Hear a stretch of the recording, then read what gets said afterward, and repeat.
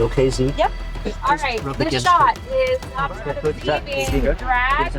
Drop the bag halfway between here and the beginning of that slope. And action.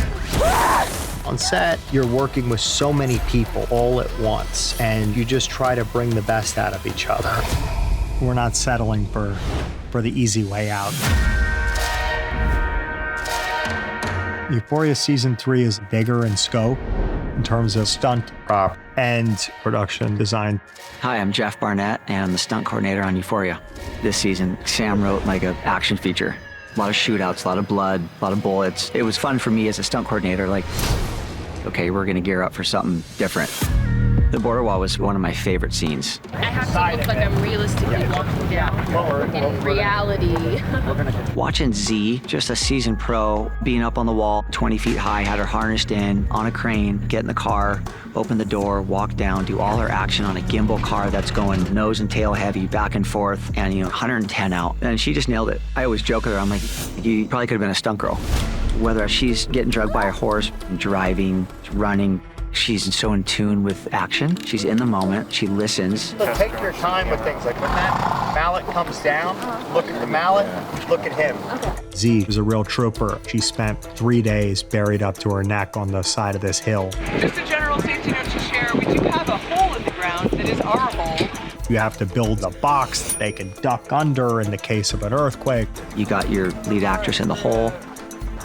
I had stunt safeties in the hole with her with oxygen and water. And then you have the horse coming at her full speed. It was an amazing sequence, galloping down that gradient. And that was nerve-wracking because I'd, never ridden a horse in my life. We trained for 6 weeks, 2 or 3 sessions a week, putting bunions on my butt to learn how to harness this beautiful horse. Seeing Zendaya in the dirt, it's such a vivid image. She didn't flinch, she did the performance, there were tears coming down. No! Don't let her do it! No! That's a real actress. Hi, I'm Josh Bramer. I am the property master of Euphoria. When it comes to a lot of stunt props, like when a polo mallet was being swung near our actor's head, we always make sure that they're nice and safe. We actually had this polo mallet manufactured off of a real polo mallet, so it was molded and painted, and it makes the set a lot safer and functions faster. We had a scene where Rue gets a shoe thrown at her. So we had these shoes molded off of real pleaser dance shoes, and they were all foam, so that the actor could just start chucking them at the camera, chucking them at anything, and they wouldn't hurt. You throw one more fucking shoe at me, I'm gonna knock you the fuck out!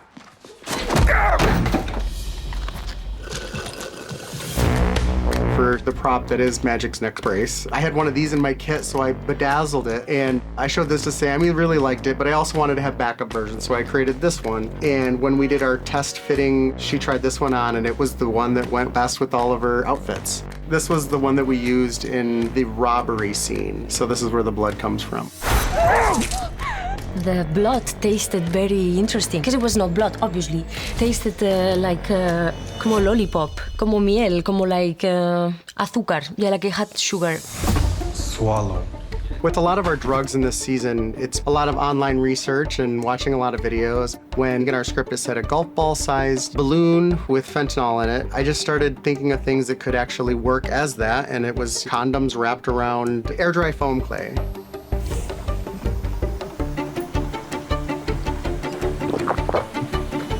We want the audience to understand that this is something that would actually happen.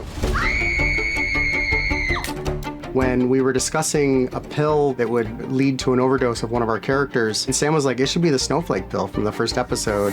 What is it? N-diisopropyl 5-methoxytryptamine. It's a fast-acting psychedelic. It ties it all together, and it all leads back to Lori. Lori has been a part of this world for a long time.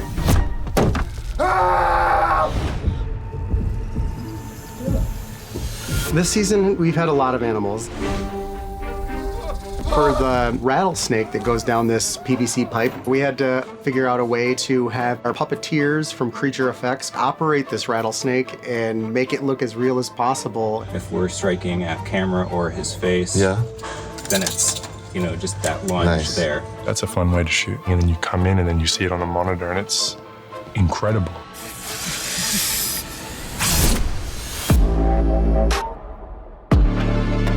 Slipper, the pig that Lori lets loose in the Silver Slipper, and Alamo guns it down. We have to make everything hyper-realistic for the audience to get that oof factor in. I wanted to find a really good gun for Audouy, so I rented 10 different weapons. I actually photographed him holding every one of them, and I got this text from him, and he's like, what if it was a revolver, but it was gold? Because the revolvers don't actually come in gold. I took our biggest revolver and had it 24 karat gold plated, and he was over the moon.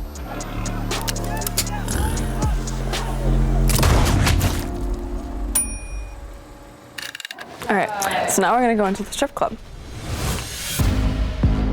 In the Silver Slipper, every single touch just was impeccable. This is the stage.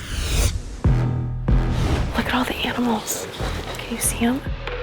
My name is François Audouy, and I'm the production designer. The Silver Slipper was the first set that we had to design in the show, and I wanted it to have a real Western feeling. This is the first model that we made of the Silver Slipper. It's a kind of a Swiss cheese set with all these holes, and the holes create opportunities to frame characters looking through doors and looking at other characters. First, the room was closed. Then, someone to shoot it from another perspective, and they just remove the wall. And I was like, wow, that's so smart to do, that's amazing. This is like where everyone gets ready to dance. The position of the locker room and the bathroom and the throne room, all of this stuff was very important to Sam. I knew that I wanted the leg on the Silver Slipper to really stand out, and then we discovered that that leg belongs to Alamo's mother. I am the origin of the Silver Slipper leg. That is my leg. With Alamo Brown, we get to flash back to see his house, see his neighborhood, see how he grew up. It was this isolated piece that felt like this beautiful reprieve from the modern world that we were always playing in. Where are you living? Right now I'm on Lexi's couch, but sometimes I'll leave, sometimes my van. I mean, nothing's fancy as this. For Jules' penthouse, we went to this penthouse apartment in downtown LA, and we took the geometry of this location and then we reskinned it to make it much more high-end and sophisticated. I ended up contributing a lot of my own artwork to that space. Sam set me up with art supplies and kind of let me go ham for like a couple days. Z and I spent a lot of time in that apartment. That's my bestie. Doing scenes together is really fun. Big lady, get on your knees.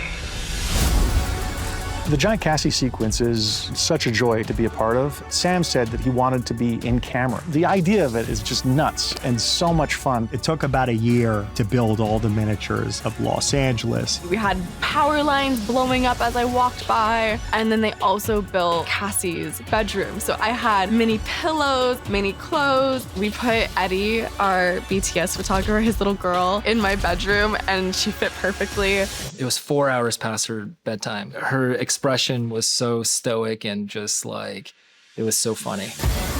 Sam was really interested in pushing the boundaries for the season and creating a show with a lot more vista, a lot more depth. We allowed the world to tell the story alongside the characters. And we had a lot of fun doing it.